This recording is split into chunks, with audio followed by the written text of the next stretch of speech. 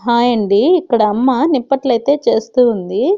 ఇలా 3 సార్లు దిగదీసిన పిండిని పొయ్యిగడ్డకైతే అతికిచ్చింది. ఎందుకమ్మా అలా చేస్తున్నావంటే, ఏ వంటైనా మనం మొదలుపెట్టేటప్పుడు ఇలా చేస్తే, మనం చేసే వంటకు దిష్టి తగలదు అనేసి అమ్మ చెప్పింది.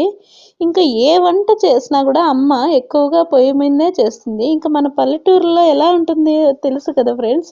మేమైతే ఎక్కువగా వంటలన్నీ గూడా పొయ్యి పైనే చేస్తూ ఉంటాము. ఇంకా పిండినంతా వంటలు నేను చేయిస్తూ ఉంటే, అమ్మ ఒత్తుతూ ఆయిల్‌లో వేస్తూ ఉంది.